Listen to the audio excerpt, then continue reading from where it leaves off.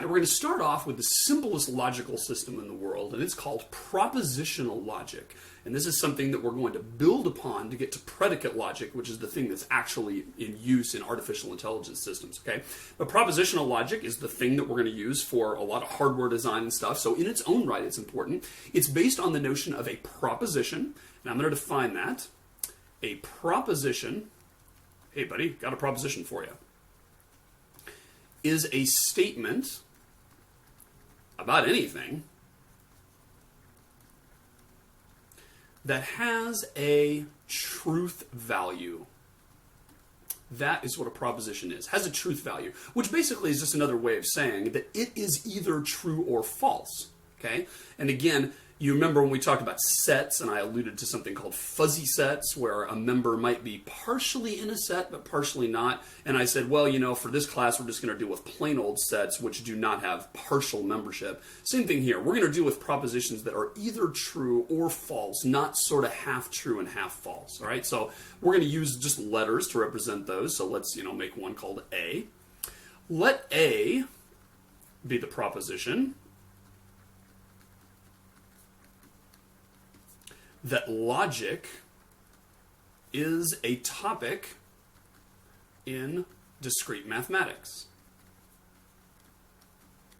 That is a proposition. It's something about the real world and that has a truth value. In this particular case, the truth value is true. And so therefore that is a proposition.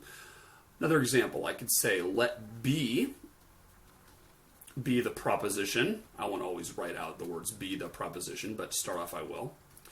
That Stephen, yours truly, is female. That is a proposition. Happens to have the truth value false, but it is a proposition nonetheless, right? So it's not like it has to be a true thing to be a proposition. It just has to be a thing that could be true or false. And I'll give some counterexamples in a minute. Let C be the proposition that Sally Jones, who loves to play the lottery, wins next week's Virginia State Lottery. That one has a truth value of unknown because we don't know the answer right now. We can't predict the future. But it's still a proposition because it's something that could either be true or false. Now, you might be saying, well, what's an example of not a proposition? I mean, all these examples you're giving me, whether they're true or false or don't know, you're calling propositions. Well, here's some things that are non-propositions. Non-propositions are, what's your name? Or what's your favorite color? That is not a proposition because that's a question. Therefore, this series of words here, even though it parses as a valid sentence, isn't something that's true or false, right? What's your favorite color isn't something that's true or false. It's a question. Another one is something like this. If it rains tomorrow, ... that alone is not a proposition. And that's because it is not something that is stating a fact that can be true or false, right? It might rain tomorrow, it might not. And if I said, it will rain tomorrow, that is a proposition. And if I said, it will not rain tomorrow, that is a proposition. But if I say, if it rains tomorrow, then that is not a proposition, just that clause alone. Here's another one. Jump! That's not a proposition. Okay, because that's not something that can be true or false. By the way, if you're a kind of a grammar person, this here is in the interrogative mood, meaning it's asking a question. This right here is in the subjunctive mood, which means it's conditional. This right here is in the imperative mood. It's giving a command. None of those things are propositions. In order to be a proposition, it must be in the indicative mood. And indicative is, related to the word indicate.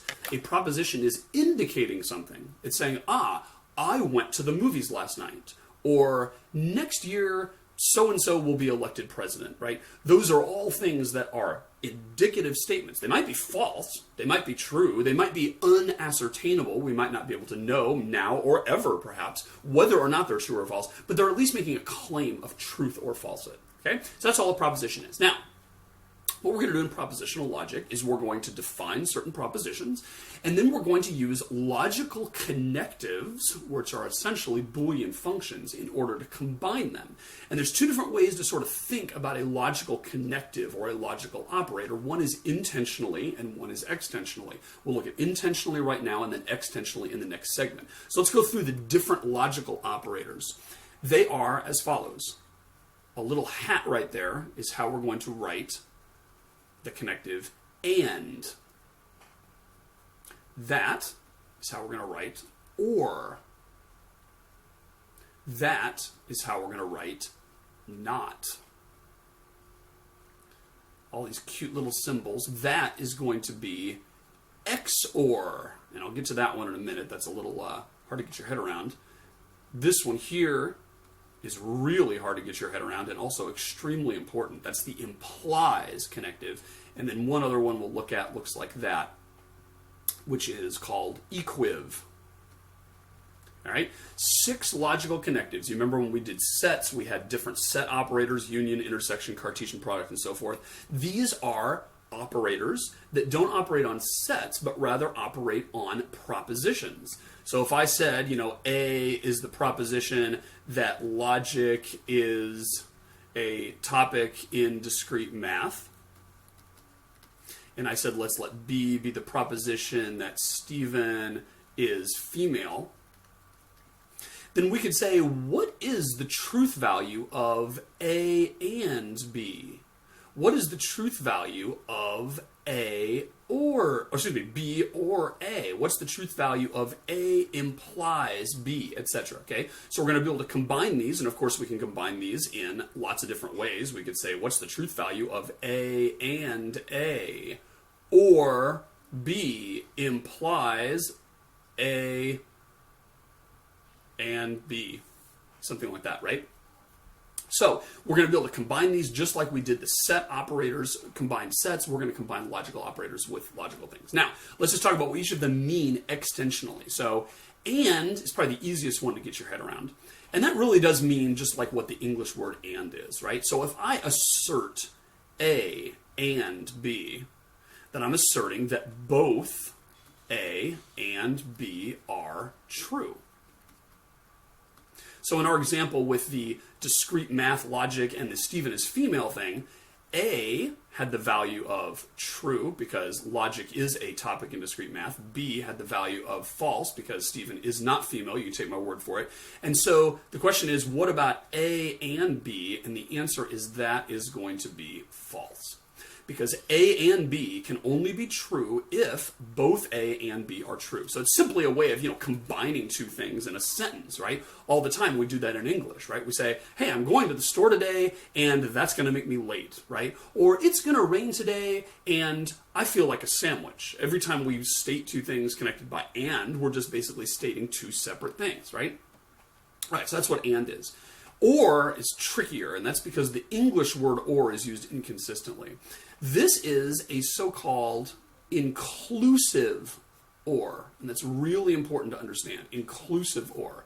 Inclusive or means either A or B or both are true.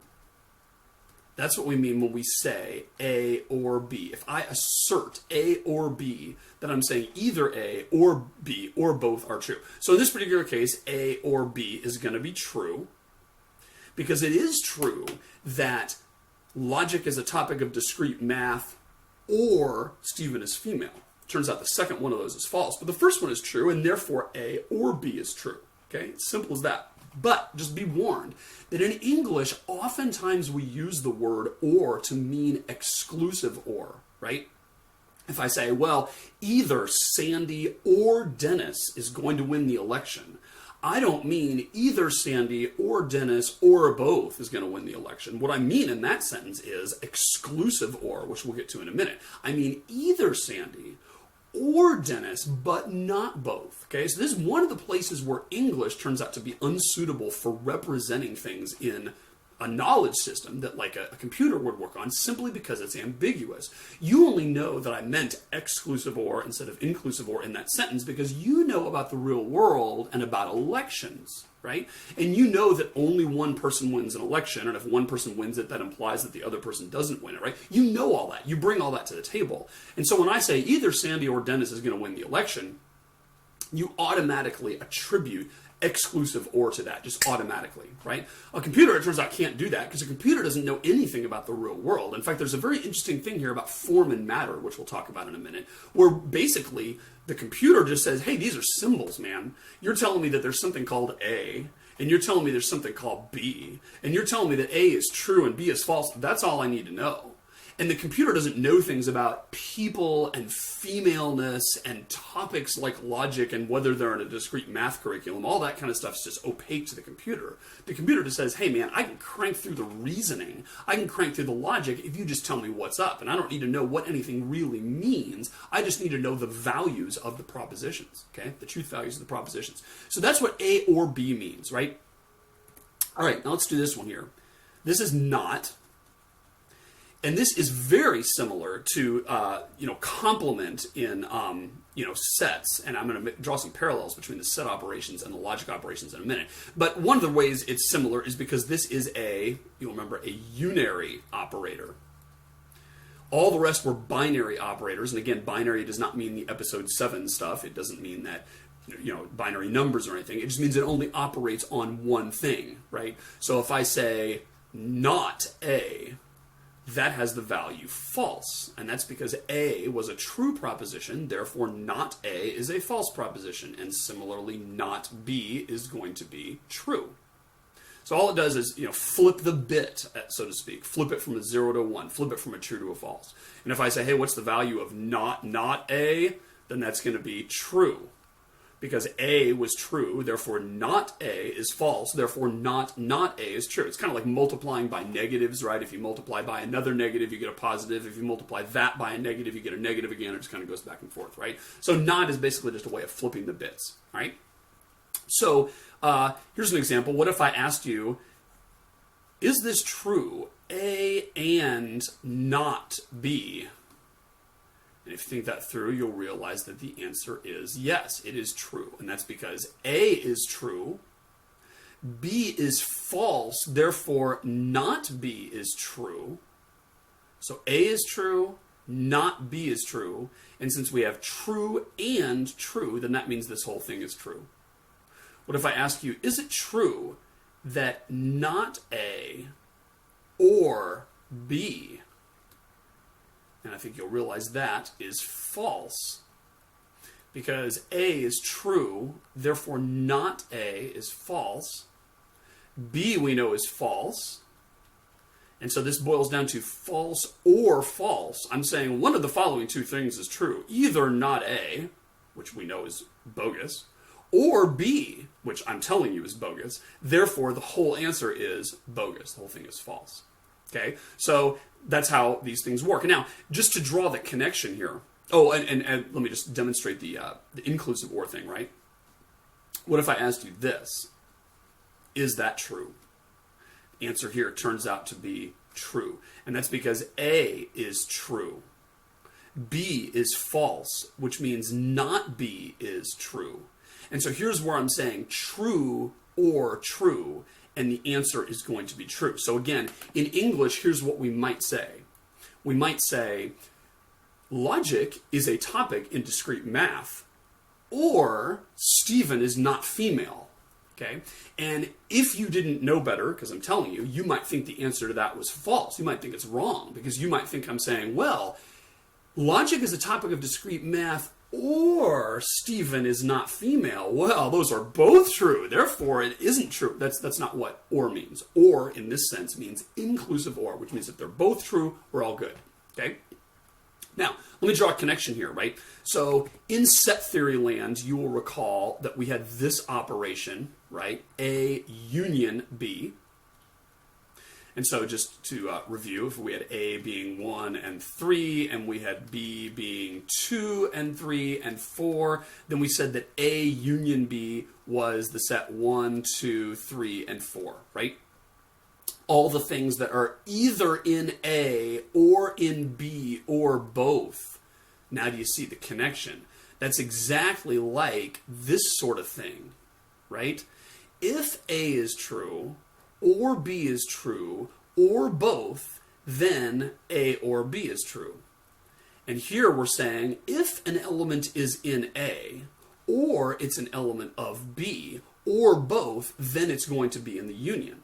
And so there's a parallel between those two things. And by the way, it's no accident that that sign looks kind of like that sign, right? One's down like that, one's down like that. But they were deliberately chosen to resemble each other because of this connection here, okay? And similarly, if you're thinking ahead, you'll realize the same thing is true of A intersect B. If we say A is 1, 3, and B is 2, 3, 4, and I say what's A intersect B, that's going to be the set including only 3. And that's because intersection means all the things that are in both A and B. It has to be in A and B in order to be in the intersection, and that, of course, resembles this. A and B is only true if A is true and B is true. That's the only way this whole thing can be true. And again, the reason those symbols were chosen is because they resemble each other. So whenever you see intersection, just think and. Whenever you see union, think or. Okay? And then I already mentioned the other connection here. This is very much like this in setland analogously, right? Because this here is the set of everything except A. And this here is sort of like saying, if A is true, then not A is false. And you know, sort of the reverse of it or whatever. And you'll remember that I often pronounce that symbol as not. I would call this whole thing not A. And really, you know, I'm thinking of logic, because that's exactly what that is there. Okay? All right, next one. XOR looks like this. And this is the exclusive OR, which you'll probably realize after I told you what inclusive OR is. This is the one that means either A is true or B is true, but not both. And it turns out, curiously, that this doesn't come up nearly as often as the inclusive OR. And that's not obvious to me why that would be the case, but it turns out to be the case. Exclusive OR is kind of a rarity. But at any rate, just to complete the thought, right? If I said, is A XOR B true? The answer would be yes, it is true. Because either A is true or B is true, but not both. And we remember that logic is a topic of discrete math. Stephen is not female. Therefore, one of these is true and the other one's false. You're going to get true there. What's not going to be true is this. A XOR not B. That is going to be false. Whereas A inclusive OR B was, not B, was true, right? That's the difference between these two. Because if they're both true, then inclusive OR is true. But if they're both true, exclusive OR is false, right? So exclusive OR is another way of saying they have to be different. That's another way to think of exclusive OR. If the first one is true and the second one is false, then exclusive OR is true. If the first one is false and the second one is true, then exclusive OR is true. But if they're the same, then it's not, then they're not true. A XOR B is not true, right? Okay, now, here's the toughest one, and unfortunately, it turns out to be the most important one in a lot of ways. Artificial intelligence, man, and the whole thing behind automated reasoning in a knowledge base is just fundamentally based on this thing. Now, it goes by the name of implies, which is partially good and partially misleading. And I'm going to kind of put a fine point on this to really nail this down, because this is tricky to think about, okay? Another way, so if I say, you know, A implies B, that's one way of reading that, is A implies B. Another way we'll read it, and this, you know, we need all the help we can get for this one, so having more than one way of thinking about it is really good too, is this. If A, then B. We can break this down into sort of a conditional statement. If you've done programming, this will very much, you know, resemble like an if statement in a language like Java or C++, right? If A is true, then execute the statements in B. So here we're saying something slightly different, but related. We're saying if A is true, then B must be true, okay? Now here's the way I want you to think of this. The way we can get in trouble is this deal about implies and what that means in English, right? So when we say A implies B, what we usually mean is there's some kind of causal relationship between A and B, right? We mean that A being true kind of makes B true, that there's some connection there, that one thing has a power over another, right? So for example, I might say this: Joe being a student implies that Joe is a person. Okay? So if you didn't know whether Joe was a person or a cat or a fish or something else, right? But I told you they were a student, you'd know right away they were a person, because we don't allow cats to be students at our university. We don't allow fish as students. Therefore, if I tell you they're a student, that implies they're a person, right? Whereas if I said, oh, Joe is not a student, then you wouldn't know one way or the other whether they were a person or a cat or anything else, right? So if I state that they're not a student, then I'm not making any claim whatsoever about their personhood. But if I do say they're a student, then you know they're a person, right? So that makes sense in terms of implies. But it turns out we're going to use implies in kind of a looser sense, and the two parts might not have anything to do with each other, right? I might say this: the earth is round implies that George Washington was the first president of the United States. Turns out that is a valid statement in propositional logic. Now, when you first hear that, you're like, well, what the heck do those have to do with one another? And you're liable to say that's false. You're liable to say whether or not the earth is round has nothing whatsoever to do with who was the first president of the United States, or whether there even is a United States or anything else, right? Those two different things have nothing to do with each other. Yet, it's nevertheless true that the one implies the other in the sense of propositional logic. It's kind of like this. If I said either discrete math has logic as a topic or Stephen is female, we know that that is a true statement, if I mean inclusive or, right? Because I'm stating that one or the other is true. Now, those two things have nothing to do with each other, right? The topics of discrete math have nothing to do with Stephen's male or femaleness. And therefore, that's really the same kind of thing. Or when I say, I think it's going to rain today and I feel like a sandwich. That's a legit English sentence, even though you might say it's kind of bad form because you're combining two things that don't really go together. It's kind of a run-on sentence or something like that, right? But it's still legit. And when I claim that, it's going to rain today and I feel like a sandwich, I am claiming both things. Even if it seems kind of incoherent, it's nevertheless legit. We're going to do the same thing with implies, and we're going to say that if the thing on the left is true and the thing on the right is true, even if they conceptually have nothing to do with each other, because the computer doesn't know they have nothing to do with each other, to the computer they're just two different symbols, A and B, okay? If they're both true, then A implies B is true. And it's also the case that if A is false, then A implies B is true no matter what B is, okay? So check this out. Boy, this seems counterintuitive. If I say A implies not B, that is true. Because A, as we know, is true. And B, as we know, is true. Therefore, not B is false. Oh, I'm sorry, my bad. B is false. I'm having some gender confusion here. Therefore, not B is true. Sorry about that, right? So true implies true is in fact true. And again, that is only because what we're really saying here is, hey buddy, I got some information for you. If it turns out that logic is a topic of discrete math, then I will guarantee you that Stephen is not female. That's what we're saying here. And as it happens, this turns out to be the case, right? Because we could do some investigation and discover, aha, logic is in fact a topic of discrete math. Therefore, you're on the hook, buddy, the person who promised me this. You better be right when you promise me that Stephen was not female. And yea, verily, it turns out Stephen's not female, and therefore your promise was legit. Okay? That's the way we want to think about it. This person who said this is not a dirty, rotten liar, because they say, in the case where logic is a topic of discrete math, then if that turns out to be the case, I make you the following additional promise. I promise Stephen is not female. And since we took him up on his offer and he turned out to be right, we say, great, you're not a dirty, rotten liar. Now, what if I say not A implies not B? This also turns out to be correct. Because what I'm saying here is, psst, hey buddy, if it turns out that logic is not a topic of discrete math, then you shouldn't be watching this video. If it turns out that logic is not a topic of discrete math, then I will make you the promise that Stephen is not female. That turns out to be true because we don't even have to take him up on his offer, right? If we do some investigation, it turns out that logic is a topic of discrete math. Therefore, his whole conditional thing was, if logic is not a topic of discrete math, then I'm going to promise you something. Well, we don't even need to consider his promise because it turns out this thing wasn't true. Okay?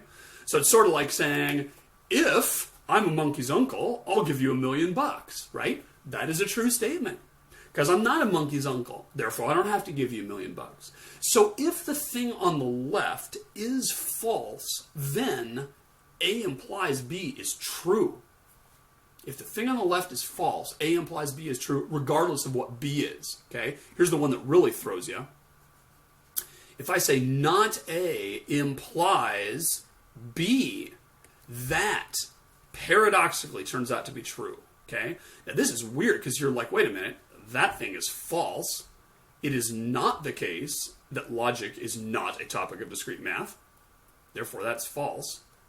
And we know that Stephen is, in fact, not female, so that right there is false. You're telling me that false implies false is true, and that is actually the case. False implies false is true.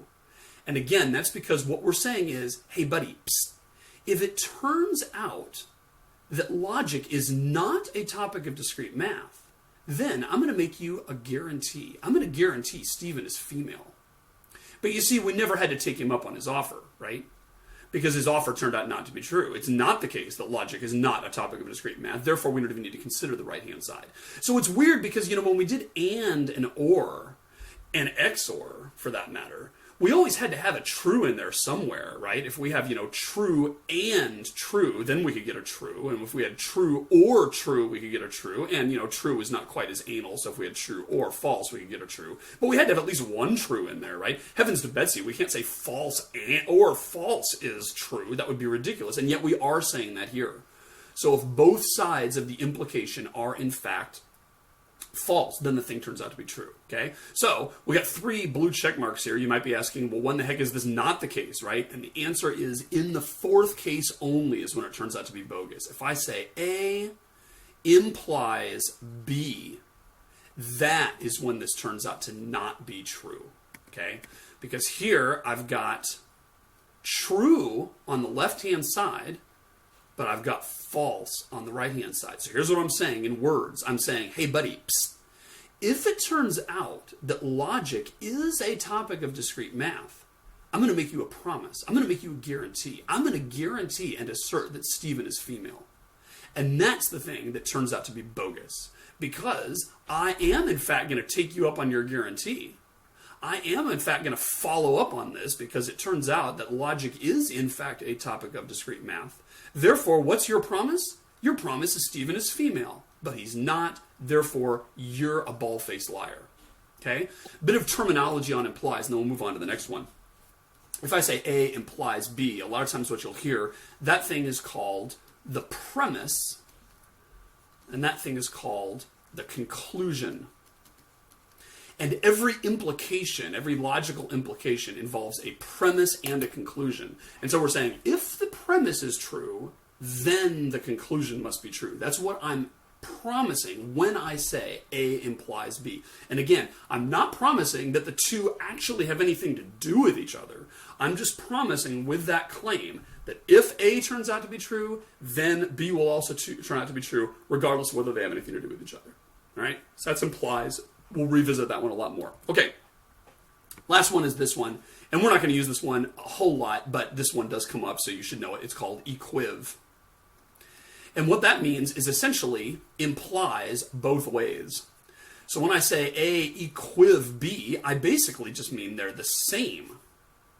So if I say true equiv true, that is true. And if I say false equiv false, that is true. But if they turn out to be different, then it's not going to be true. Okay, so if I say, in our example, A equiv B, that I'm a dirty, rotten liar.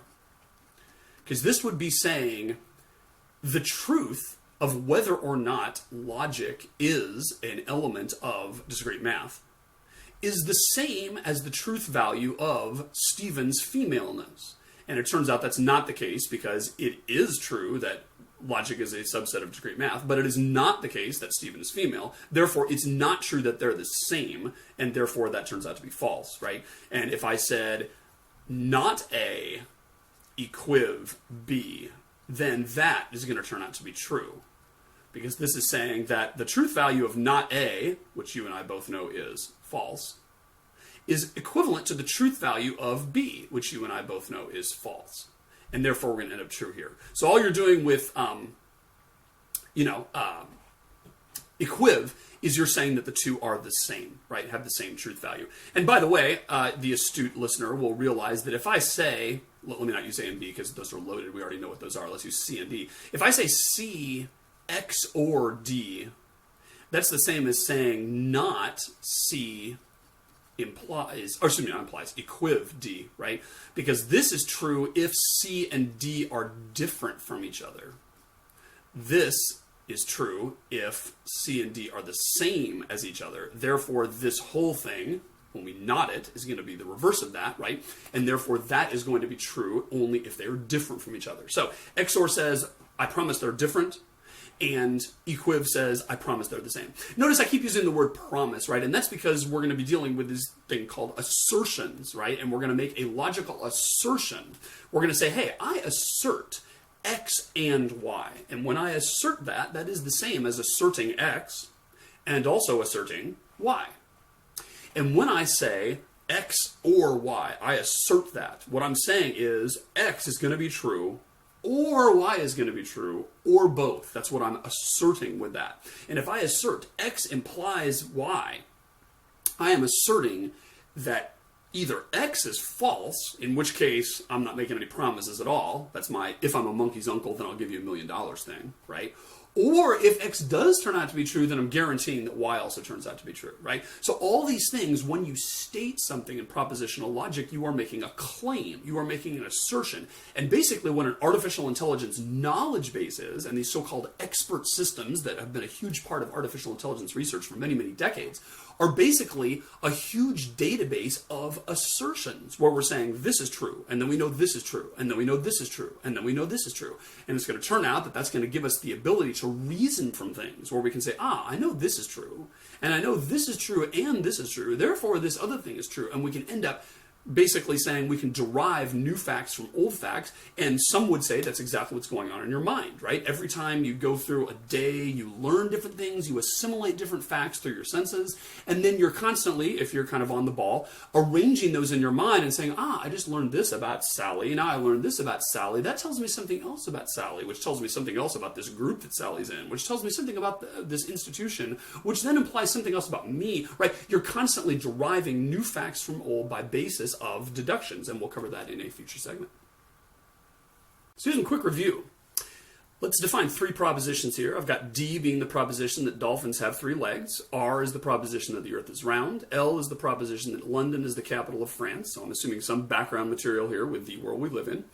And I'm asking you, is it the case that D and R is true? Stop the video, figure it out. It is false. I'm a dirty, rotten liar if I claim this, because by so claiming, I would be claiming both that dolphins have 3 legs and that the earth is round, only one of which is true. What if I claim L or R? Am I a dirty, rotten liar now? The answer is no. That is in fact true, because I'm only asserting that one of these is true, not necessarily both, and so it is the case that the earth is round, therefore L or R is true. Is this true? Not D and R. Yes, that is true. Dolphins do not have 3 legs, and the earth is round. Both of those being true, this whole thing is true.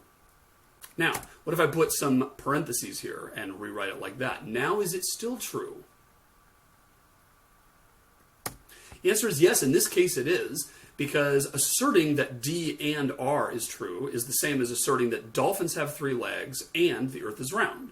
We know that's utter nonsense because of dolphins. Therefore, the thing inside the bananas here is false. Therefore, not false is true. So in this case, the addition of the parentheses didn't change the truth value. That is not always going to turn out to be the case. L exclusive or R, is that true? Yes, it is, because I'm asserting that one, not more than one, but exactly one of the two things is true. In this case, L is false, R is true, therefore it's satisfied. What about not L, exclusive or not D? Is that the case?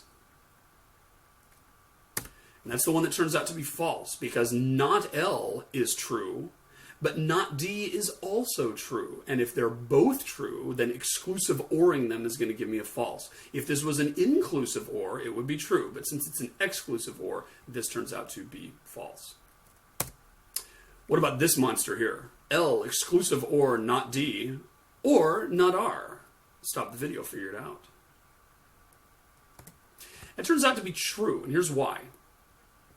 Whenever you see an or, we can kind of look at an easier side and figure out if it's true. And if it is, we're home free, right? So we might say, let's forget about this hard thing over here. Let's look at the right thing. Is it true that the Earth is not round? Unfortunately, that's not the case. It's not the case that the Earth is not round. Therefore, we don't get any freebie, and we're going to have to do the parentheses thing. And when we do, we discover that L is false, not D is true, therefore those two things are true. Therefore, this whole thing turns out to be true. True or false turns out to be true. All right, let's do implies. Is it true that R implies not R? Yes, it is. And that makes sense logically, right? If the Earth is round, then it is not the case that the Earth is not round. And that just, is a natural consequence of logic here, right? And, when humankind first discovered that the Earth was round, they did, in fact, simultaneously at that moment discover that the Earth was not round, right? So this is one where implies really does mean implies, and it holds together, right? What about this? Does R imply L? And the answer is no. The Earth being round does not imply that London is the capital of France, and that's not because they don't have anything to do with each other, because it's certainly possible for an implication to be true even if the two sides have nothing conceptually to do with each other. The reason this is false is because we're saying, psst, hey buddy, if the Earth turns out to be round, then I promise you London is the capital of France. And if I claimed that, I would be a dirty, rotten liar, because the Earth is round. Therefore, I'm on the hook for this thing on the right side being true, and it's not. Therefore, I am a dirty, rotten liar. And what about this? Is it true that D implies R? And that's the one that turns out to be true very counterintuitively to me, right? Because dolphins having 3 legs doesn't seem to have anything to do with the Earth's roundness, and in fact it doesn't. Nevertheless, D implies R is true. Why? Because what I'm saying is, psst, hey buddy, if dolphins end up having 3 legs, then I promise you that, but we don't care, because dolphins don't have 3 legs, and therefore the implication is irrelevant, and D implies R is true. In fact, D implies not R is also true. If I said, hey, is it the case that if dolphins turn out to have 3 legs, then the Earth is flat? That's correct, right? Because if dolphins have 3 legs, which they don't, therefore we don't even need to do any surveying to find out whether the Earth is flat, because we were not claiming the Earth is flat. We were only claiming the Earth is flat if it turns out that dolphins only have 3 legs, which they're not, therefore we're off the hook and we're not claiming anything, right? So kind of counterintuitive on the implies thing there, but you'll see more examples when we look at those extensionally instead of just intentionally.